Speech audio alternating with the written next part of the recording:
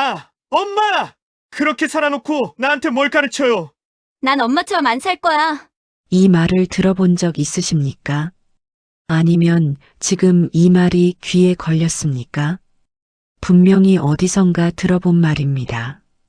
식탁에서, 전화 통화 중에, 아니면 명절 자리에서 크게 싸운 것도 아닙니다. 고함을 지른 것도 아닙니다. 그냥 한숨 하나 섞어서 툭. 그렇게 살아놓고 나한테 뭘 가르쳐요. 그 말 한마디가 왜 이렇게 오래 남을까요? 부모는 그 자리에서 아무 말도 못합니다. 하고 싶은 말이 없어서가 아닙니다. 할 말이 없어서도 아닙니다. 말문이 막힙니다. 내가 어떻게 살았는데, 내가 뭘 위해 그렇게 버텼는데, 그 말들이 목구멍까지 올라왔다가 그냥 내려갑니다. 그리고 조용해집니다. 많은 부모들이 그렇게 삼킵니다. 자식한테 상처받은 걸 말하지 못합니다. 말하는 순간 자기가 나쁜 부모가 되는 것 같아서 자식한테 무슨 상처를 받아 소리 들을까봐 그래서 혼자 삼킵니다. 뭐 그럴 수 있지. 내가 예민한 거겠지. 애가 힘들어서 그런 거지. 그런데 그게 안 사가집니다. 며칠이 지나도, 몇 달이 지나도 그 말이 자꾸 떠오릅니다. 오늘 이 영상을 켠 분이 있을 겁니다. 자식한테 들은 말 하나가 아직 가슴에 걸려 있는 분.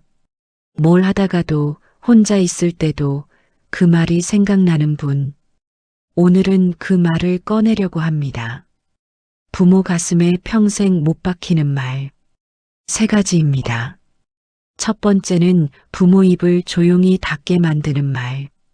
2번째는 부모를 죄인처럼 느끼게 만드는 말. 3번째는 부모가 살아온 인생 전체를 흔드는 말. 점점 깊어집니다. 듣다 보면 어느 순간 그 말 나한테도 있었다는 게 올라올 겁니다. 그리고 이것 하나만 먼저 말씀드립니다. 오늘 이 영상은 자식을 욕하는 영상이 아닙니다. 다만 이것만은 분명히 해두려고 합니다. 자식이 했다고 다 맞는 말이 아닙니다. 감정적으로 던진 말까지 부모가 평생 짊어질 필요는 없습니다. 그 말에 무너진 채로 살 이유가 없습니다. 오늘 그 이야기를 하겠습니다. 끝까지 들어주십시오.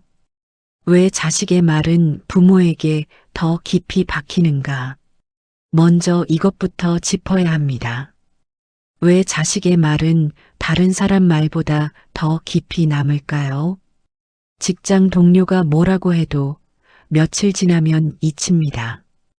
이웃이 무례하게 굴어도 시간이 지나면 흐려집니다. 그런데 자식이 한마디 툭 던지면 그게 왜 그렇게 오래 남을까요? 이유는 간단합니다. 부모는 자식에게 모든 걸 걸었기 때문입니다.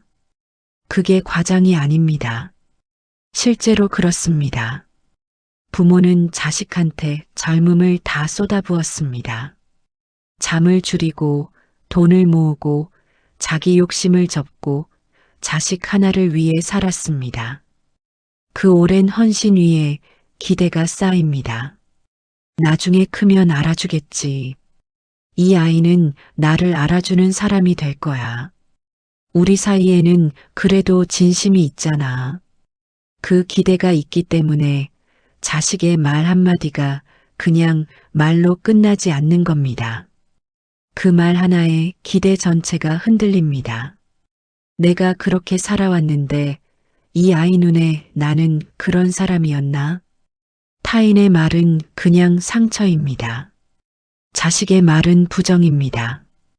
지금까지 살아온 내 삶이, 내가 자식한테 해온 모든 것이 이 한마디에 부정당하는 느낌. 그게 다른 겁니다. 거기다 부모는 자식 앞에서 방어막을 치지 않습니다. 남들 앞에서는 어느 정도 경계를 세우는데 자식 앞에서는 그게 없습니다. 다 열어놓습니다. 그래서 더 깊이 들어옵니다. 사랑하면 무방비가 됩니다. 무방비가 되면 더 쉽게 다칩니다. 부모가 자식 말에 유독 약한 건 약해서가 아닙니다. 그만큼 사랑했기 때문입니다. 그리고 바로 그 사랑이 말의 무게를 몇 배로 키웁니다. 더 아픈 건 이겁니다. 부모는 그 말을 자기 탓으로 돌립니다. 내가 잘못 키운 거 아닐까? 내가 뭘 부족하게 한 게 있나? 내가 너무 예민하게 받아들이는 건 아닐까? 이렇게 돌아옵니다. 자식이 잘못한 말인데 부모가 자기 잘못부터 찾습니다. 이건 부모들만이 가진 특이한 반응 방식입니다. 자식에 대한 사랑이 너무 크다 보니 자식이 나쁜 사람이라는 걸 인정하기 싫은 겁니다. 그래서 탓을 자기한테로 돌립니다. 그 결과 자식은 말 한마디 하고 잊어버리는데 부모는 그 말을 붙들고 자기 자신을 몇 년씩 검열합니다. 그게 상처가 오래가는 진짜 이유입니다. 문제는 이런 말이 한 번으로 끝나지 않는다는 겁니다. 한 번 들으면 그 다음에도 비슷한 말을 듣습니다. 두 번 들으면 부모는 이걸 패턴으로 받아들입니다. 역시 나는 이 아이한테 그런 존재구나. 그렇게 부모는 조금씩 조용히 작아집니다. 첫 번째 말, 부모를 입 다물게 만드는 무시의 말. 첫 번째 말입니다. 이 말은 크게 싸우는 말이 아닙니다. 목소리를 높이지도 않습니다. 그냥 조용히 쓱 자르는 말입니다. 부모가 뭔가를 말하려는 순간, 의견을 내려는 순간, 걱정을 꺼내려는 순간, 그 순간 자식이 툭 자릅니다. 엄마는 그냥 가만히 계세요. 뭘 안다고 자꾸 그래요. 그건 엄마 때 얘기고 지금은 달라요. 이 말의 핵심은 하나입니다. 당신 말은 들을 가치가 없다. 그게 직접적으로 표현되지 않습니다. 아주 자연스럽게 일상적인 어조로 나옵니다. 그래서 더 아픕니다. 싸움이었으면 반박이라도 할 텐데 이건 반박할 틈도 없이 잘립니다. 부모는 하려던 말을 삼킵니다. 그리고 조용해집니다. 그 조용함 속에 상처가 들어옵니다. 첫 번째 상황입니다. 어느 주말 딸 집에 놀러간 어머니입니다. 손주가 열이 좀 있는 것 같아서 걱정이 됩니다. 이거 열이 좀 있는 것 같은데 이마에 수건이라도 얹어주지. 딸이 스마트폰을 보면서 말합니다. 엄마, 그거 옛날 방법이에요. 요즘은 그렇게 안 해요. 아, 그래도 좀 시켜주는 게. 그냥 해열제 먹이면 돼요. 엄마는 가만히 계세요. 딸의 말투는 날카롭지 않습니다. 그냥 일상적인 어조입니다. 자기 엄마한테 설명하듯 말하는 그 목소리. 어머니는 더 말을 못합니다. 그냥 소파에 앉아서 손주를 봅니다.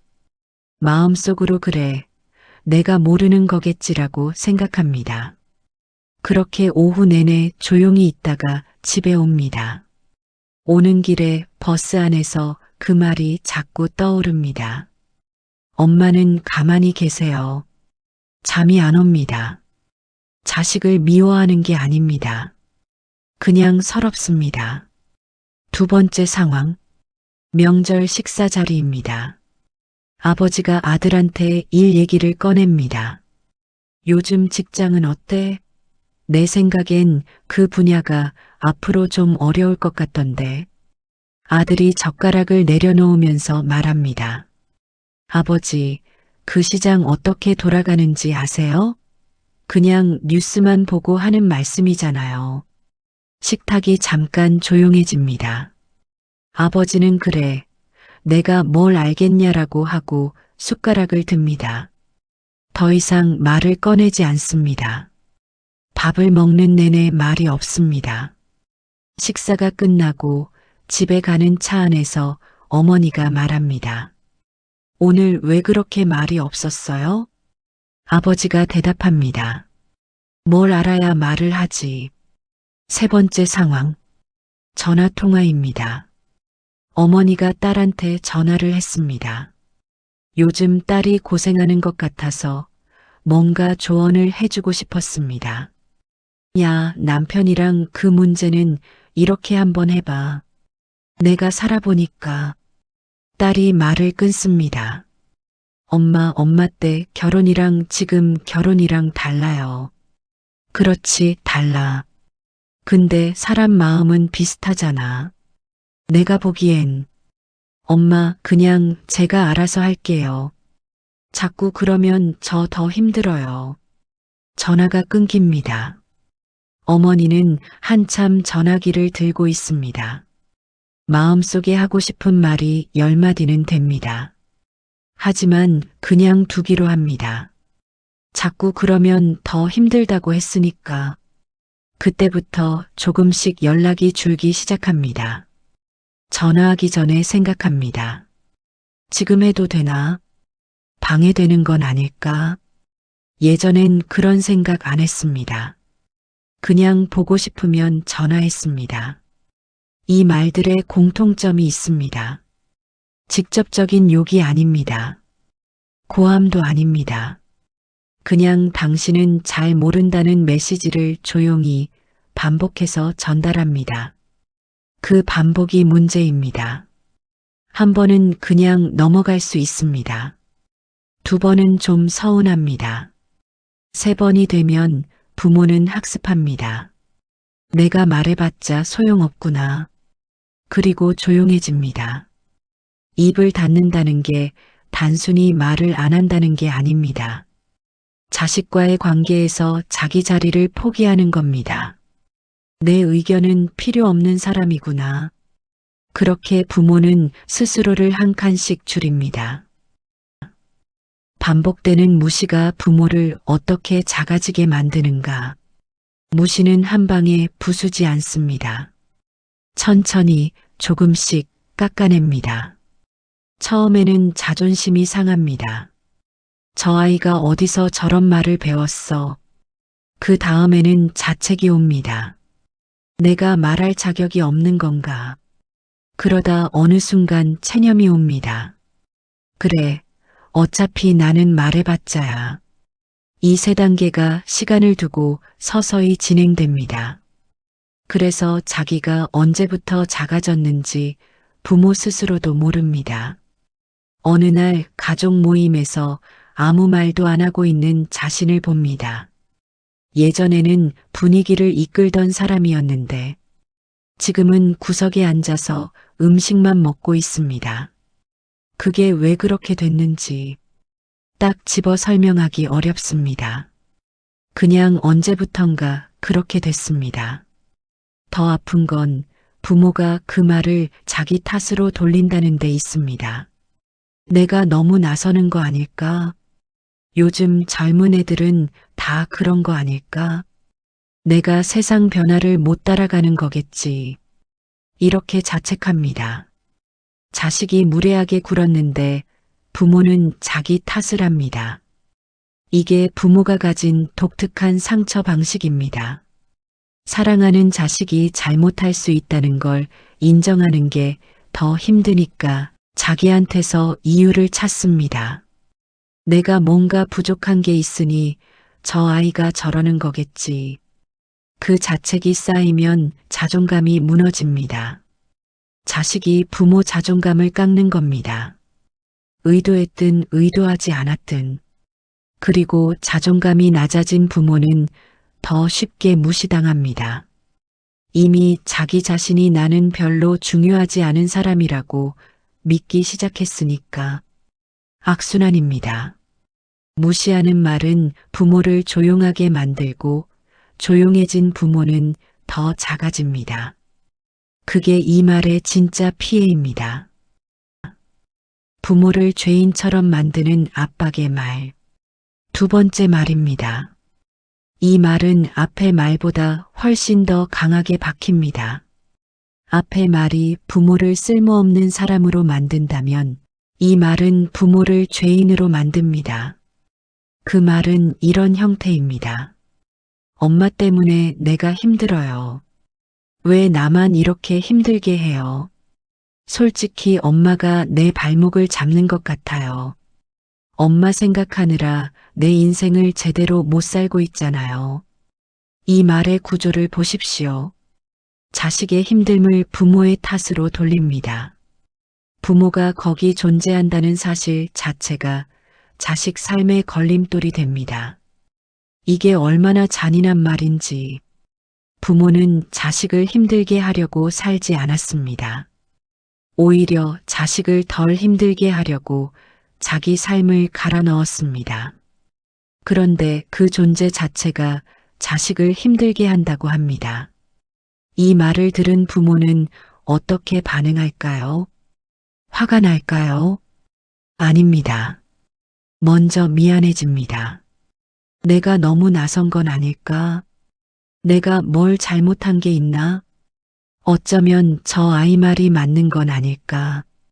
부모는 화보다 미안함을 먼저 느낍니다. 그게 부모입니다. 그리고 그 미안함이 자식의 말을 더 깊이 새깁니다. 첫 번째 상황. 주말 오후입니다. 어머니가 아들한테 전화를 했습니다. 야, 이번 주말에 시간 있어? 엄마 병원 좀 같이 가줄 수 있어? 아들이 한숨을 쉬면서 말합니다. 엄마, 나도 주말에 좀 쉬어야 하는데. 알지. 그냥 혼자 가면 되니까.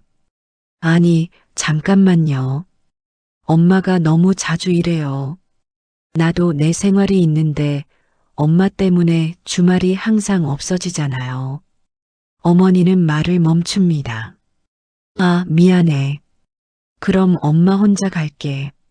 아니, 그게 아니고 그냥 자꾸 이러면 저도 힘들다고요. 전화가 끊기고 어머니는 한참을 앉아 있습니다. 병원 예약은 취소합니다. 갑자기 증상이 좀 나아진 것 같기도 합니다. 아니면 그냥 나아진 척하기로 한 겁니다. 그날 밤 내가 그렇게 짐이 되는 사람인가라는 생각이 떠납니다. 오래 떠나질 않습니다. 두 번째 상황. 딸이 이사를 했습니다. 어머니가 도와주러 왔습니다. 짐을 나르고 청소하고 밥을 차려줬습니다. 이사가 다 끝나고 나서 어머니가 말합니다. 야, 이 서랍은 이쪽에 두면 어떨까? 빛도 잘 들고. 딸이 지쳐있는 얼굴로 말합니다. 엄마, 내 집이잖아요. 내가 알아서 할게요. 그래, 맞아. 그냥. 솔직히 오늘 엄마가 이것저것 간섭하는 것도 힘들었어요. 제가 더 피곤한 것 같아요. 어머니는 아무 말도 못합니다. 반나절 동안 땀 흘려서 짐 나르고 밥까지 차렸는데 그 말 한마디에 아무 말도 못합니다. 그냥 가방 챙겨서 나갑니다. 버스 정류장까지 걸어가면서 눈물이 납니다. 울면 안 되는데 내가 뭘 잘못했나 생각하면서 눈물이 납니다. 세 번째 상황. 식탁에서 아버지가 아들한테 취직 얘기를 꺼냈습니다. 요즘 어떻게 돼가냐? 저번에 면접 본 데는? 아버지, 그거 물어볼 때마다 스트레스예요. 아, 그렇구나. 미안. 아버지 때문에 집에 있기 불편해요. 솔직히 아버지는 숟가락을 내려놓습니다. 밥을 더 먹지 못합니다. 방에 들어가서 오래 앉아 있습니다. 걱정해서 물어본 건데 내가 이 아이한테 그런 존재인가? 그 이후로 아버지는 아들 방 문을 잘 두드리지 않습니다. 방해되니까. 이 말들에는 공통된 독이 있습니다. 자식의 힘듦을 설명할 때 원인이 항상 부모입니다. 내가 힘든 건 내 상황 때문이 아니고 부모 때문입니다. 이게 반복되면 부모는 자기 존재 자체를 미안하게 여깁니다. 살아있는 것 자체가 미안해지는 경지까지 갑니다. 내가 없으면 저 아이가 더 잘 살까? 그 생각이 무섭습니다. 그런데 실제로 많은 부모들이 그 생각에 닿습니다. 자식이 그런 말 한마디를 무심코 던졌을 뿐인데 부모는 그 말을 들고 몇 년을 삽니다. 죄책감이라는 감정은 특이합니다. 남이 심어주면 잘 안 자랍니다. 하지만 사랑하는 사람이 심어주면 금방 깊이 뿌리를 내립니다. 자식이 부모한테 죄책감을 심을 때 부모는 거의 저항하지 못합니다. 왜냐하면 이미 부모는 자식을 위해 뭔가를 더 해주지 못한 게 없는지 항상 돌아보고 있으니까요. 내가 부족한 게 있었나? 더 잘해줬어야 했나? 그 기본 심리 위에 자식의 압박 말이 들어옵니다. 그럼 바로 꽂힙니다. 역시 내가 부족했구나. 이 죄책감이 가장 크게 작동하는 순간이 있습니다. 돈 문제입니다. 자식이 힘들다고 할 때, 부모가 충분히 도와주지 못할 때, 엄마 아빠가 좀 더 가진 게 있었으면 내가 이렇게 힘들지 않았을 텐데, 이 말은 직접적으로 안 나올 수도 있습니다. 그냥 눈치로 줍니다. 분위기로 느끼게 합니다. 그럼 부모는 자기 재산이 적은 것까지 미안해집니다. 젊을 때 더 악착같이 모았어야 했나? 좋은 학교를 보내줬어야 했나? 집을 사줬어야 했나? 사실 그 죄책감 대부분은 부모가 가져야 할 이유가 없습니다. 부모도 최선을 다해 살았습니다. 그 최선이 충분하지 않았을 수 있지만 그건 죄가 아닙니다. 하지만 자식의 말 한마디가 그걸 죄로 만들어버립니다. 사랑하는 자식이 했다는 이유로 부모는 그 말을 더 깊이 받아들입니다. 그래서 상처가 더 오래 갑니다. 죄책감을 심는 말은 사랑이 아닙니다. 관계를 무겁게 만드는 방식입니다. 부모가 이 말을 들었을 때 꼭 기억해야 할 게 있습니다. 자식이 힘들다는 건 진짜일 수 있습니다.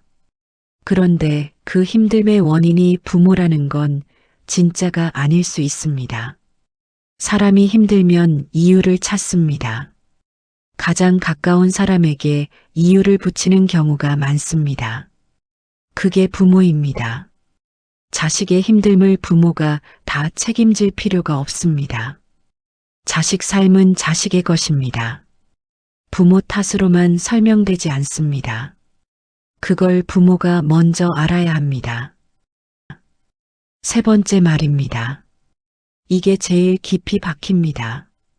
앞에 두 말은 부모가 쓸모없다, 부모가 짐이 된다 정도입니다. 이 세 번째 말은 다릅니다. 부모의 인생 자체를 부정합니다. 이런 말들입니다. 나는 엄마처럼은 안 살 거예요. 솔직히 엄마 인생이 성공한 인생이에요? 엄마 방식대로 하면 안 된다는 거 알잖아요. 엄마를 보면서 저는 절대 저렇게 되지 말아야겠다고 생각했어요. 이 말이 왜 제일 깊은가? 부모가 살아온 인생 전체를 지웁니다. 살면서 얼마나 많은 것들을 버텼는지, 얼마나 많은 밤을 자식 걱정에 지새웠는지, 얼마나 많은 걸 참고 포기하면서 살았는지, 그 모든 게 한마디에 실패한 삶 따라가면 안 되는 모델이 됩니다. 이 말을 들은 부모는 어떻게 될까요? 말문이 막힙니다. 반박하고 싶습니다. 내가 어떻게 살았는지 내가 알아? 내가 왜 그렇게 살았는지 알기나 해? 하지만 그 말이 나오지 않습니다. 왜냐하면 부모는 이 말에 이미 맞은 것 같은 기분이 들기 때문입니다. 자식이 부모 인생을 판단할 권리가 있는지 없는지를 따지기 전에 그 판단 자체가 너무 아파서 멍해집니다. 첫 번째 상황. 딸이 결혼을 앞두고 어머니와 대화를 나눕니다. 어머니가 말합니다. 결혼하면 처음에는 남편한테 좀 맞춰줘. 나는 그렇게 했거든. 그게 맞더라. 딸이 말합니다. 엄마, 나는 엄마처럼 살고 싶지 않아요. 그게 무슨. 엄마가 살아온 방식이 행복해 보이지 않았어요. 솔직히. 그래서 나는 다르게 할 거예요. 어머니는 그 자리에서 더 말을 잇지 못합니다. 딸은 그 말을 나쁜 의도로 한 게 아닐 수 있습니다. 자기 생각을 솔직하게 말한 것뿐이라고 생각할 수 있습니다. 하지만 어머니 입장에서는 수십 년의 결혼 생활이 자식을 키운 시간 전체가 한마디에 행복해 보이지 않는 삶이 됐습니다. 그날 밤 어머니는 남편 옆에 누워서 오래 천장을 봅니다. 내가 행복해 보이지 않았나? 내 삶이 그렇게 보였나? 그 말이 밤새 돕니다. 두 번째 상황. 아버지가 아들에게 사업 이야기를 하다가 이런 말을 듣습니다. 아버지, 솔직히 아버지 방식은 구식이에요. 요즘 그렇게 하면 안 돼요. 아버지 보면서 저는 사업 배울 게 없다고 생각했어요. 아버지가 처음에 화를 내려고 했습니다. 이 자식이. 그런데 화가 나다가 갑자기 힘이 빠집니다. 내 아들이 그렇게 봤구나. 그 생각이 화를 꺼버립니다. 아버지는 그 이후로 아들한테 사업 이야기를 먼저 꺼내지 않습니다. 뭔가 도움이 될 만한 말을 하려다가도 멈춥니다. 어차피 구식이라고 할 테니. 그렇게 아버지는 자식 앞에서 점점 말을 잃습니다. 세 번째 상황. 가족 모임에서 아들이 친척들 앞에서 말합니다.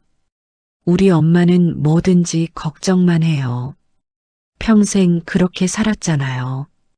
친척들이 웃습니다. 아들도 웃으면서 말합니다. 진짜로 저는 그렇게 살지 말아야겠다고 생각했어요. 걱정이 무슨 도움이 되는 것도 아니고. 어머니도 같이 웃습니다. 그래, 내가 좀 그렇지. 그렇게 넘어갑니다. 그런데 집에 돌아오는 길 내내 그 말이 머릿속에 맴돕니다. 걱정이 무슨 도움이 되는 것도 아니고. 그 걱정이 어디서 나온 건지. 그 걱정 때문에 얼마나 많은 밤을 못 잔 건지. 그게 다 쓸모없는 것으로 정리됐습니다. 웃음 속에서, 여러 사람들 앞에서. 그래서 더 말을 못했습니다. 이 말이 왜 가장 깊이 박히는지. 부모에게 자식은 내 삶이 가치 있었다는 증거 중 하나입니다. 내가 제대로 살았다면 좋은 자식이 나왔을 거라는 믿음. 내가 열심히 살았다면 자식 눈에 뭔가 남아있을 거라는 기대. 그런데 그 자식이 당신 삶은 따라갈 게 없다고 말합니다. 그럼 부모는 자기 삶의 의미까지 흔들립니다. 내가 그렇게 살면 안 됐던 건가? 내가 잘못 산 건가? 그럼 나는 뭘 위해 그렇게 버텼나? 이게 세 번째 말의 무게입니다. 이 말은 단순히 현재를 공격하지 않습니다. 과거를 다 가져옵니다. 엄마처럼 살기 싫다는 말은 엄마가 지금 현재 하는 행동에 대한 말이 아닙니다. 엄마가 살아온 수십 년 전체에 대한 평가입니다. 20대에 결혼해서 아이를 낳고 가정을 꾸리고 직장을 다니거나 살림을 하면서 온갖 것들을 버텨온 그 세월. 그게 한마디로 따라가기 싫은 삶이 됩니다. 부모는 그 말 앞에서 자기 과거 전체를 방어해야 합니다. 하지만 아무것도 말을 못합니다. 그 시간들을 다 설명하려면 어디서부터 시작해야 할지 모르니까요. 그리고 설령 설명을 시작한다 해도 자식이 귀를 열지 않을 것 같은 기분이 듭니다. 이미 판단을 내렸으니까. 그래서 입을 닫습니다. 그 안에 억울함이 가득 차도 입을 닫습니다. 이 말이 특히 잔인한 이유가 또 있습니다. 부모는 자식이 잘 되길 바라서 살았습니다. 자식이 자기보다 더 나은 삶을 살길 바랐습니다. 그런데 그 바람 자체가 무기로 돌아옵니다. 나는 엄마처럼 안 살 거야 라는 말 속에는 부모가 원했던 바로 그 다른 삶의 선언이 있습니다. 부모가 바란 것을 자식이 이루려고 하는데 그게 부모를 부정하는 방식으로 나타납니다. 자식이 더 잘 살길 바랐는데 자식이 잘 살겠다는 말이 부모를 밟고 나가는 방식이 됩니다. 이걸 어떻게 받아야 할지 부모는 모릅니다. 그래서 상처가 더 오래 갑니다. 단순한 상처가 아닙니다. 혼란입니다. 내가 잘못 살았나? 아니면 자식이 잘못 말한 건가? 내가 억울한 게 맞나? 아니면 그 아이 말이 맞고 내가 억울해할 자격도 없는 건가? 이 혼란이 몇 년씩 부모 마음속에 있습니다. 자식이 했다고 다 맞는 말은 아니다. 여기까지 이야기했습니다. 3가지 말을 다 들으셨죠? 무시하는 말, 죄책감을 심는 말, 존재를 부정하는 말. 이 3가지를 하나씩 풀면서 한 가지가 계속 마음에 걸렸을 겁니다. 맞아, 저 말 들었어. 근데 내가 어떻게 해야 하는 거야? 이제 그 이야기를 해야 할 때입니다. 먼저 이것부터 분명히 해야 합니다. 자식이 했다고 다 맞는 말은 아닙니다. 이게 생각보다 쉽지 않습니다. 부모들은 자식이 뭔가를 말하면 그 말에 일단 무게를 줍니다. 저 아이가 이렇게 느낀다면 뭔가 이유가 있겠지. 물론 자식이 느끼는 감정은 진짜입니다. 자식이 힘들다는 것도 진짜일 수 있습니다. 하지만 그 감정을 표현하는 방식, 그 표현 속에 담긴 내용, 그 말이 부모에게 미치는 영향, 그건 별개의 문제입니다. 힘들다고 해서 가장 가까운 사람에게 상처를 줄 권리가 생기는 건 아닙니다. 감정이 힘들다고 해서 상대의 인격을 부정해도 되는 건 아닙니다. 자식이라고 해서 부모의 삶 전체를 평가할 자격이 자동으로 생기는 건 아닙니다. 이게 가족 사이에서 흐려집니다. 가족이니까 더 솔직하게 말해도 된다고 생각합니다. 가족이니까 어느 정도 상처를 줘도 된다고 의도하지 않아도 그렇게 행동합니다. 하지만 가족이기 때문에 더 조심해야 합니다. 가장 가까운 사람의 말이 가장 깊이 박히기 때문입니다. 부모가 이걸 알아야 합니다. 자식의 감정적인 말을 자식의 진심이라고 받아들이지 않아도 됩니다. 사람이 힘들면 극단적인 말을 합니다. 과장해서 말합니다. 가장 가까운 사람에게 가장 거친 말을 합니다. 자식도 사람입니다. 자식도 힘들면 과장합니다. 그 과장된 말이 부모한테 너무 깊이 박혀서 부모가 그걸 진실처럼 삼킵니다. 그러면 안 됩니다. 엄마 때문에 내가 못 살아요라는 말이 진심이라고 생각하면 안 됩니다. 그 말은 자식이 지금 얼마나 지쳐 있는지를 보여주는 말이지 부모의 존재를 평가하는 말이 아닙니다. 엄마처럼 살기 싫어요라는 말이 엄마 인생 전체에 대한 평가라고 받아들이면 안 됩니다. 그 말은 자식이 자신의 삶에 대한 기대를 표현한 말이지 엄마가 잘못 산 증거가 아닙니다. 말과 진실을 분리해야 합니다. 자식이 던진 말을 그대로 사실로 받아들이지 않아야 합니다. 그리고 이것도 알아야 합니다. 사랑과 무례는 다릅니다. 자식이 부모를 사랑한다는 것과 부모에게 무례하게 굴어도 된다는 것은 완전히 다른 이야기입니다. 사랑한다고 해서 상대의 인격을 깎아내려도 되는 건 아닙니다. 가족이라고 해서 선을 넘는 말을 해도 된다는 허가증이 생기는 건 아닙니다. 선을 넘은 말은 선을 넘은 말입니다. 자식이 했어도 마찬가지입니다. 그걸 부모 스스로가 먼저 인정해야 합니다. 저 아이가 나를 사랑하지만 지금 선을 넘었다. 이 두 가지가 동시에 사실일 수 있습니다. 부모가 조용해진다고 관계가 좋아지는 건 아닙니다. 많은 부모들이 이렇게 생각합니다. 내가 가만히 있으면 아이가 편할 거야. 내가 좀 참으면 사이가 좋아질 거야. 틀렸습니다. 부모가 조용해지면 자식은 그 조용함을 허락으로 받아들입니다. 이렇게 말해도 괜찮구나. 이 정도는 해도 되는 사이구나. 그래서 반복됩니다. 부모는 점점 참고 자식은 점점 더 가벼워집니다. 관계는 좋아지는 게 아니라 한쪽만 낮아집니다.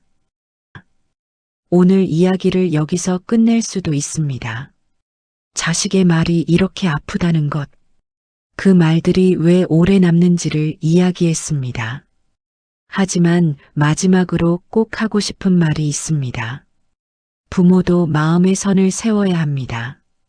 이 말이 자식을 미워하자는 말이 아닙니다. 자식과 등지자는 말도 아닙니다. 그냥 자기 자신을 지키자는 말입니다. 부모는 자식을 위해서라면 모든 걸 감수해야 한다고 배웠습니다.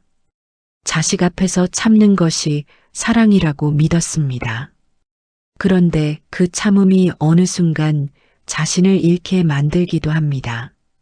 자식의 무례한 말 앞에서 매번 조용히 삼키다 보면 나중에는 자기 자신이 어디 있는지 모르게 됩니다. 부모도 상처받는 사람입니다. 부모도 아픕니다. 부모도 억울할 수 있습니다. 그걸 인정하는 것부터 시작해야 합니다. 나는 지금 상처받았다. 그 감정을 숨기지 않아야 합니다. 자기 자신한테는 솔직해야 합니다. 중심을 잃지 않는다는 게 자식과 싸우자는 게 아닙니다. 자식의 말에 휘둘리지 않는다는 겁니다. 자식의 감정적인 말을 내 삶의 평가로 받아들이지 않는다는 겁니다. 자식이 나를 작게 보더라도 내가 나를 작게 볼 필요는 없다는 겁니다. 그 선이 필요합니다. 자식도 살면서 달라집니다. 지금 이 순간 무심하게 던진 말이 나중에 자식 스스로도 후회할 수 있습니다. 자식이 부모가 되어보고 나서야 그 말의 무게를 알게 되는 경우가 많습니다. 그러니 지금 자식의 말 때문에 너무 많이 무너지지 않아야 합니다. 그 말이 자식의 전부가 아닙니다. 그 말이 자식의 진심 전체가 아닐 수 있습니다. 오래전에 자식이 처음 말을 배울 때를 기억하는 부모들이 있을 겁니다. 엄마, 그 한마디에 세상을 다 얻은 것 같았던 그 기억. 그 아이가 지금 무심한 말을 합니다. 서운하게 합니다. 때로는 깊이 아프게 합니다. 하지만 그 아이가 처음 엄마라고 불렀을 때의 목소리가 진짜이듯 지금 상처 주는 말이 전부 진실인 건 아닙니다. 사람은 다 불완전합니다. 자식도 그렇습니다. 사랑하면서도 상처를 줍니다. 그게 사람입니다. 그러니 자식의 말에 너무 쉽게 자신을 내어주지 마십시오. 마지막으로 이 말을 드리고 싶습니다. 부모가 스스로를 지켜야 자식도 제대로 된 부모를 곁에 둘 수 있습니다. 무너진 부모는 자식에게도 좋지 않습니다. 부모가 건강하게 중심을 잡고 있어야 자식도 결국 기댈 곳이 생깁니다. 자식의 말에 매번 무너지는 부모가 되지 마십시오. 상처받았다는 걸 인정하되 그 상처로 자신 전체를 정의하지 마십시오. 자식이 뭐라고 했든 당신이 살아온 시간은 당신의 것입니다.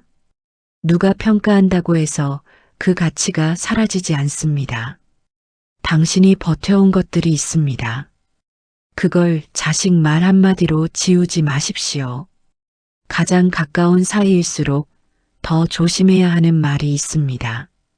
그걸 자식이 아직 모를 수 있습니다. 언젠가 알게 됩니다. 그때까지 부모는 자신을 지켜야 합니다. 조용히 하지만 단단하게. 그 중심이 있어야 자식이 돌아왔을 때 기댈 곳도 있는 겁니다. 오늘 이 시간이 어딘가에 오래 혼자 삼켜온 말이 있는 분들께 닿았으면 합니다. 당신이 상처받은 건 맞습니다. 당신이 억울한 것도 맞습니다. 그리고 그럼에도 불구하고 당신은 무너지지 않아도 됩니다.